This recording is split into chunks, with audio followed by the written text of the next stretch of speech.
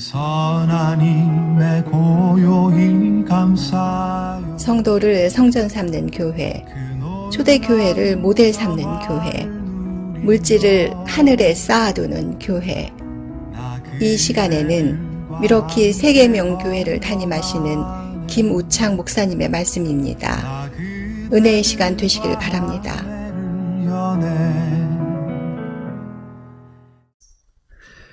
함께 나누기 마음을 다스리는 글이라는 블로그가 있는데요. 거기에 보니까 행복해지는 법 10가지에 대해서 소개하는데, 그 글을 쭉 읽다가 제 눈에 탁 띈 그 부분이 있어서 참 이거 좋다 이렇게 느꼈는데요. 거기 뭐라고 써있냐면, 나의 망가짐이 남들에게는 즐거움이 될 수 있다. 나의 망가짐이 주위 사람들에게는 즐거움을 줄 수가 있다. 목회자는 어떤 사람입니까? 성도들에게 즐거움을 줘야 돼. 저는 신갈에서 수원으로 통학을 했었습니다.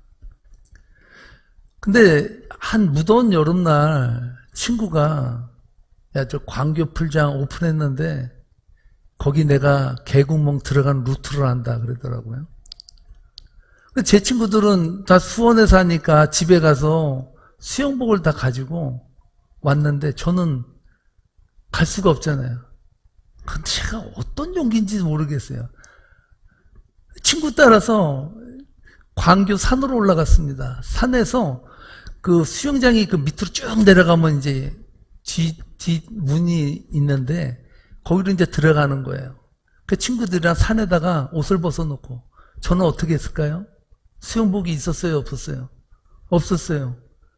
그럼 어떻게 했냐?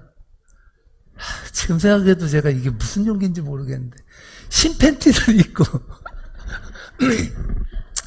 그렇게 이제 산을 내려오는 거예요. 그래서 살금살금 아주 조심해서 이제 내려가는데 거의 다 왔어요. 입구까지. 그런데 갑자기 어디서 야, 이 자식들 거기서 안 서! 그러는 거예요. 봤더니 조폭 사촌쯤 되는 것 같아. 약간 험상궂은 사람이 저희를 보더니 일로 오라는 거예요. 다 도망가야 되는데 도망을 못 갔어요. 왜요? 팬티 입고 어딜 도망가. 그래서 그분에게 붙들려 가지고 수영장까지 들어갔습니다. 수영장에 갔더니 풀이 있는데 거기 그날따라 왜 이렇게 여학생들만 보여요. 풀장 안에 여학생들이 즐겁게 수영하면서 노는데 저희는 붙잡혀 가지고 그 앞에서 그 조폭 같은 사람이 뭐라 그랬냐면요, 야 너희들 여기서 수영장 한 바퀴 오리걸음으로 걸어 그러더라고요. 그 안에는 여학생들도 많고 사람도 많은데 3명이 갔는데 3명이 오리걸음으로 수영장을 한 바퀴를 다 돌았어요.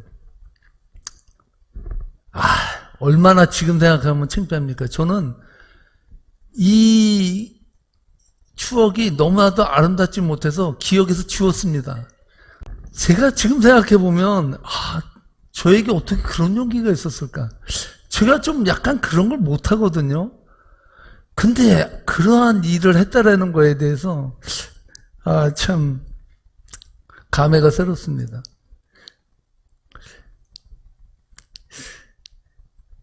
여러분은 어떤 추억을 가지고 계십니까? 학창시절에. 물론 여러 가지 에피소드들이 많이 있었을 것 같은데요. 제 인생에서 그 아름다운지 슬픈지 모르겠지만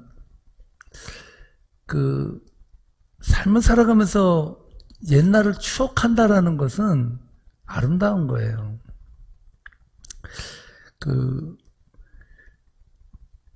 여러분의 세상에서 살면서 지금까지 살아오면서 여러분의 인생에 아름다운 단어가 있다면 어떤 단어가 떠오릅니까?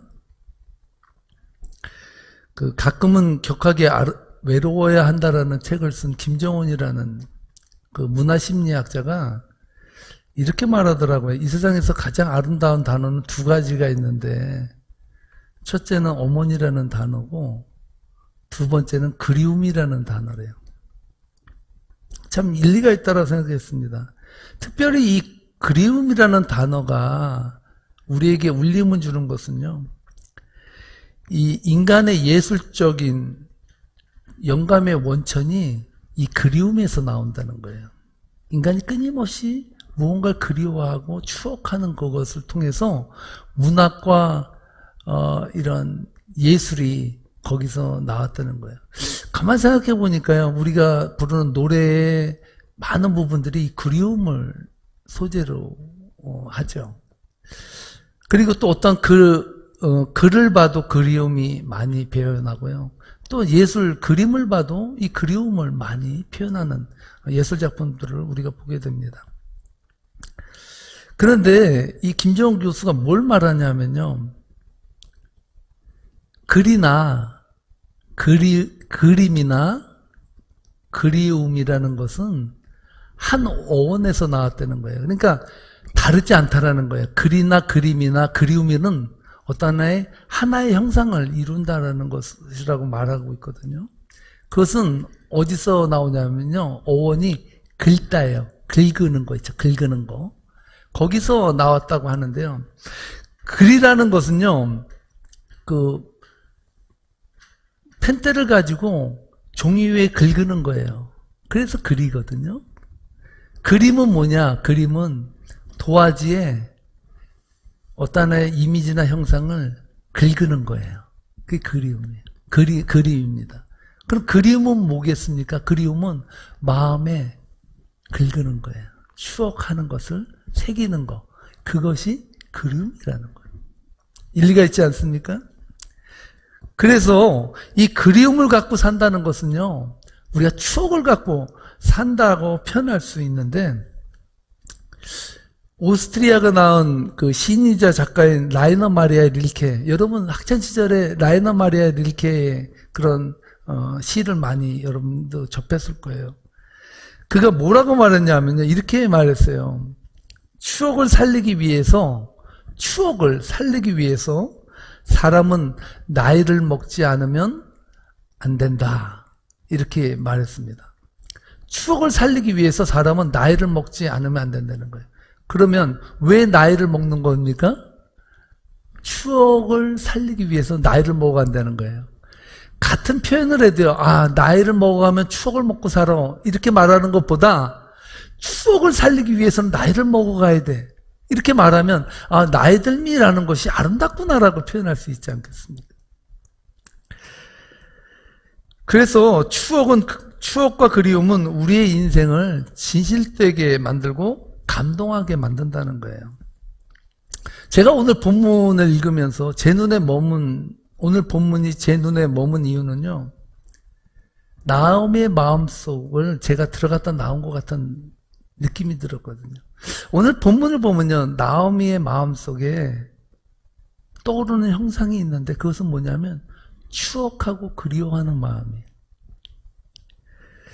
이방 땅 모압에서 남편과 두 아들을 모두 잃어버리고 아무런 희망조차 기대할 수 없는 상황 속에서 한 가지 소식을 듣게 됩니다.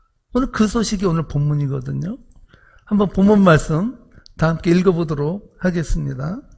그 여인이 모압 지방에서 여호와께서 자기 백성을 돌보시사 그들에게 양식을 주셨다 함을 듣고 이에 두 며느리와 함께 일어나 모압 지방에서 돌아오려 하여. 아멘. 여러분, 오늘 제가 여러분과 함께 읽은 이 본문에서 어떤 단어가 여러분의 눈에 확 들어옵니까? 딱 보면 딱 나오는 단어 있잖아요. 여러분 역시 김 목사의 마음을 막 들어갔다 나왔다 해가지고 웬만해서는 속의 마음을 안 말해. 그게 문제, 그걸 좀 말해줘야 제가 설교가 좀 더 수월하게 나오는데, 보통 사람들은요, 저 본문에서 여러분들 어떤 단어가 눈에 띕니까? 물어보면 양식이라거든. 양식. 생각해보세요. 이스라엘 땅이 양식이 없어서 줄여서 기근에 허덕이고 있었는데, 그 백성 속에 양식이 주어졌다는 거예요. 양식이. 얼마나 큰 거예요? 양식이 주어졌다니까요. 그게 눈에 팍 띄지 않습니까? 이런 관점으로 본문을 본다면 나오미가 모압 땅에서 이스라엘 땅으로 돌아가려고 했던 것은 무엇 때문입니까? 아, 이제 이스라엘이 살만하구나. 그럼 이제 이사 가야지 하고 우리는 생각할 수 있어요. 나오미가 이스라엘에 양식이 있다는 소리를 듣고 그냥 거기로 가자 하고 그가 갔다라는 이미지로 여러분 생각할 수 있습니다. 물론 없는 사람이 비비고 살긴 정든 땅이 좋죠. 그러나 나오미의 형편 속에서 과연 모압 땅은 양식이 없어서 못 사는 것입니까? 그게 아니에요. 이스라엘 땅에 양식이 있고 모압 땅에 양식이 없기 때문에 그럼 이제는 요번에는 이스라엘 땅으로 가야지 해서 나오미가 이스라엘 땅으로 가려고 하는 거 생각했다라는 것이 이 본문이 말하려고 하는 의미는 아니라는 것을 저는 느꼈습니다. 오늘 본문에서 나오미가 고향 땅으로 가고 싶어 했던 더 본질적인 이유가 있지 않을까. 저는 오늘 그것을 통해서 오늘 말씀에 접근을 해봤습니다. 과연 나오미가 이스라엘 땅으로 가고자 하는 본질적인 이유가 뭘까? 그것은 바로 자기 백성을 돌보시는 하나님. 자기 백성을 돌보시는 그 하나님을 추억하고 그리워하면서 그 땅을 가고자 원했다는 거예요. 나오미가 들었던 소식의 팩트는 이스라엘 땅에 양식이 풍성해졌다는 것이었습니다. 보통 사람들은 팩트를 이해하게 합니다. 여러분 생각해 보세요. 나오미에게 이스라엘 땅에 양식이 주어졌다라는 말을 전할 때 어떻게 전했을까요? 야, 하나님의 은혜가 이스라엘 땅에 임하니까 이스라엘 땅에 양식이 풍성해졌어. 거기가 살만하다고 하더구만. 이렇게 나오미에게 전했을까요? 아니에요. 나오미에게 전한 것은 팩트예요. 야, 이스라엘 땅에 양식이 이제 풍년이 돼가지고 양식이 많이 있대. 거기가 이제 살만하더구만. 이 말을 전했을 거예요. 근데 나오미는 그 말을 딱 듣자마자 아이고 양식이 거기에 있어. 이거를 생각하지 않았다는 거예요. 아, 하나님의 돌보심이 드디어 시작됐구나. 할렐루야. 이것을 나오미는 생각했다는 것이죠. 여러분, 나오미에게 귀에 들린 이스라엘 땅에 양식이 주어지고 있다라는 사실은 하나님의 은혜와 자동적으로 연결되고 있다는 거예요. 그리고 이렇게 고백합니다. 이스라엘 땅에 양식이 풍성해진 것은 자기 백성을 향한 하나님의 돌보심이다. 여러분, 하나님의 돌보심이 아니고서는 그 땅에 양식이 주어질 수 없습니다. 모든 것은 하나님의 은혜로부터 나온다는 고백입니다. 이것이 믿는 자들의 인생의 고백이 아니겠습니까? 여러분들의 인생의 삶 속에서 정말 어려운 과정들을 겪다가 드디어 여러분의 인생 속에 소망의 빛이 비쳐요. 그러면 여러분 어떻게 생각하겠습니까? 역시 나는 능력자야. 여태까지 능력이 안 발휘됐구만? 이렇게 생각하면 하류 믿음입니다. 높은 믿음은 무엇일까요? 드디어 하나님이 나를 돌보시고 나에게 은혜를 베푸시는구나. 이렇게 느끼는 게 진짜 신앙의 고백 아니겠습니까? 그런 마음을 가질 때 하나님의 은혜로부터 모든 것이 주어진다는 고백이 우리들의 입술에서 나온다는 사실입니다. 나오미는 이스라엘 땅에 양식을 공급하시는 하나님의 품이 그리워진 것입니다. 이 그리움이 나오미의 발길을 돌렸다는 것입니다. 누가복음 15장에 보면 여러분들이 너무나도 잘 아는 탕자의 비유의 이야기가 나옵니다. 탕자가 어떤 사람입니까? 탕자는 세상 말로 말하면 호로자식이에요. 완전히 불효자식이죠. 아버지가 그 당시에 아버지의 재산을 받을 수 있는 것은 아버지가 죽어야만 받을 수 있는 것이 아버지 유산이었어요. 근데 이 탕자는요, 아버지에게 가가지고 돌아가시지도 않았는데 아버지 돌아가시면 저에게 줄 유산이 있지 않습니까? 그 유산을 좀 땡겨주세요. 그랬다고. 가불도 아니고 그냥 땡겨달라 그랬어요. 당신 죽으면 어차피 그 돈 내 거 될 건데 그 돈 주세요. 그랬다고. 아버지는 도저히 이 아들이 꺾지 않을 것 같다는 생각을 가지니까 그 재산의 일부를 이 방탕한 자식에게 줬습니다. 탕자는 어떻게 했습니까? 그 재산을 가지고 해외로 나가요. 국내는 작아. 적어도 세계적으로 놀아야겠다 하고 그 돈을 가지고 해외로 나가서 그 땅에서 어떻게 했겠습니까? 띵가 하면서 여러분 돈을 열심히 물 쓰듯이 막 쓴 거예요. 그냥 물 쓰듯이. 나중에 보니까 아마 친구들에게도 사기당하고 막 이리저리 돈이 다 나갔겠죠. 나중에는 빈털터리 거지가 돼가지고 그 이방 땅에서 어떡합니까? 돼지 치는 농장에 인부로 들어가요. 근데 그 땅에도 어떡합니까? 그 땅에도 흉년이 들고 힘드니까 돼지가 먹는 쥐염 열매를 함께 돼지와 함께 옆에서 씹으면서 울면서 어떻게 합니까?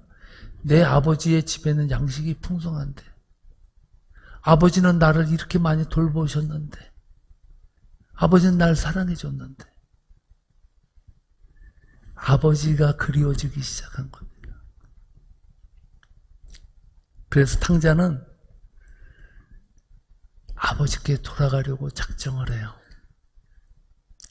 그래서 아버지가 계신 고향 땅으로 가는데 뭐라고 말합니까?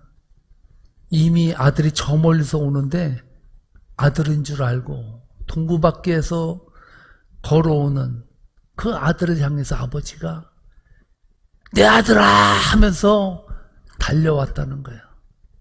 그리고 어떡합니까? 그를 안아주고 뭐라 그랬을까요? 예수님은 거기에 대해서 말씀하지 않았는데 저는 이렇게 말했을 것 같아요. 이 자식 돈은 좀 남겨놨어? 그렇게 말하지 않고 뭐라 그랬을까요? 살아 돌아와 주어서 고맙다. 아버지에게 중요한 것은 재산이 아니에요. 살아와 준 것으로 아버지는 그 아들을 안아줄 수 있었다는 것이죠. 탕자 이야기를 그린 그림의 특징이 있는데요. 그 특징은 아버지가 잔치를 베풀어 줬잖아요. 어떠한 그림에도요. 탕자가 아버지로부터 잔치상을 받는 그림은 한 개도 없어요. 탕자를 그린 그림의 한 가지 특징은 아버지의 품에 안긴 방탕한 자식, 그 아들의 모습이라는 것이죠. 왜 화가들은 하나같이 아버지의 품속에 안긴 탕자를 그렸을까요? 나도 그 탕자의 모습 같은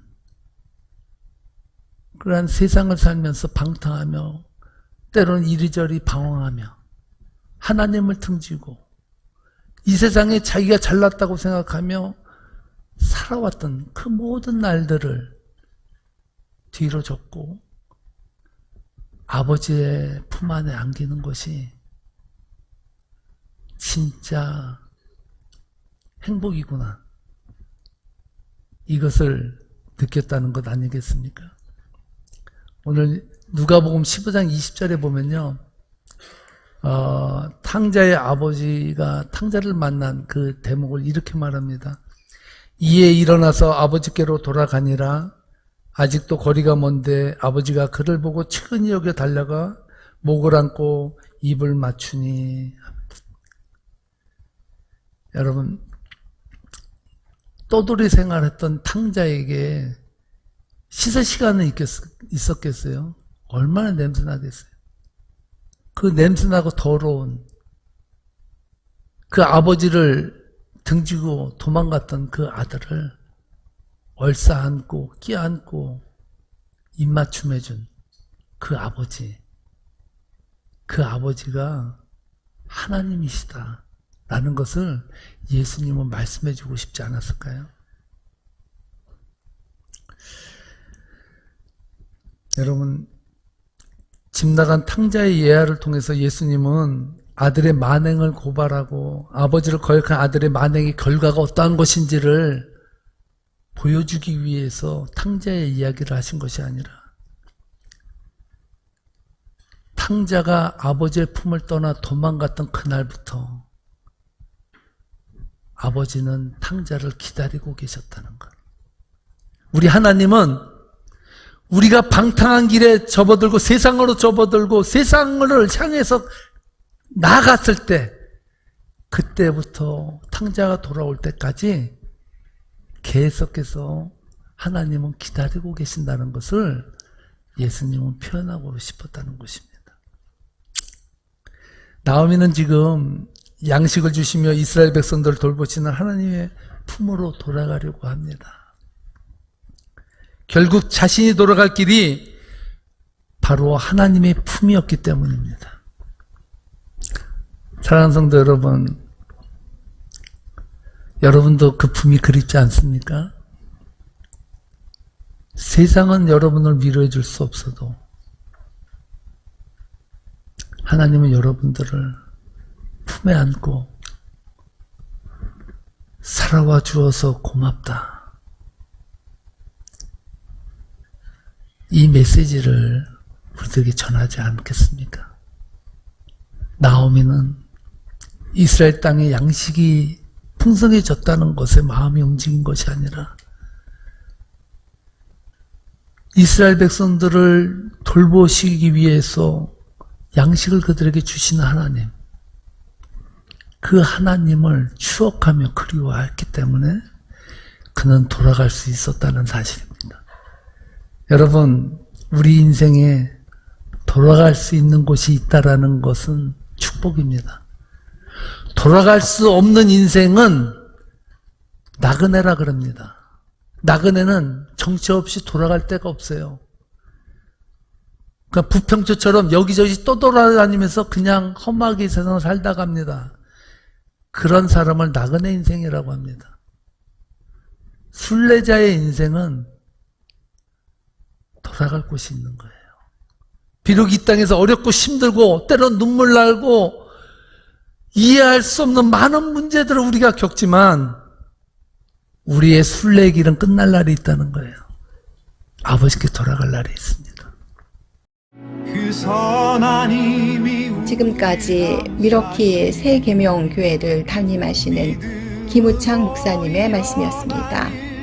미러키 새계명교회는 12012 웨스트 노스 애비뉴 와와토사 위스콘신에 위치해 있으며 주일 예배는 오전 11시, 수요 예배는 오후 7시 30분, 토요 새벽 예배는 오전 6시 30분에 있습니다. 신앙 상담이나 교회에 관한 자세한 사항은 224-577-8288번으로 문의하시기 바랍니다. 노래 들리네.